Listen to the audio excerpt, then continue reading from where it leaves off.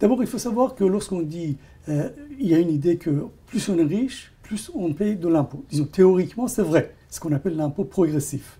Concrètement, si on veut appliquer ça, ça veut dire quoi? Ça veut dire que, par exemple, on va le revenu imposable, on va le diviser en plusieurs tranches. Et pour chaque tranche, on a un taux d'imposition. Par exemple, pour la première tranche, c'est 10%, pour la deuxième tranche, c'est 15%, pour la troisième tranche, c'est 25%, et ainsi de suite. Bon, ce qui s'est passé en France, c'est que d'abord, on a réduit le nombre de tranches. Aujourd'hui, on a 4 tranches plus une tranche à 0%.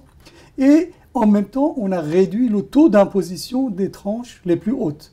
Donc, on est passé, par exemple, de quelque chose comme 70% à aujourd'hui à quelque chose comme 40-45%. Donc, il y a à la fois la baisse du nombre de tranches et en même temps, il y a la baisse du taux donc, de chaque tranche. Donc, la progressivité de l'impôt sur le revenu en France a baissé. Autrement dit, les plus riches ont relativement moins contribué à l'impôt sur le revenu. Ça, c'est la première chose.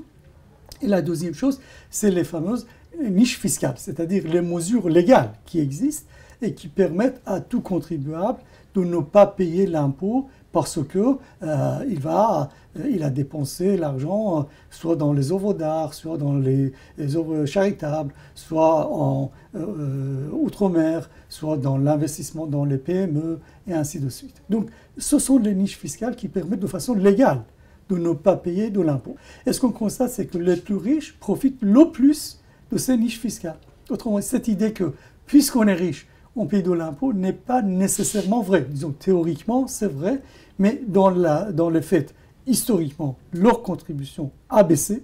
Donc aujourd'hui, relativement par rapport à il y a quelques décennies, les riches contribuent moins parce que le taux a baissé et le nombre de tranches a baissé.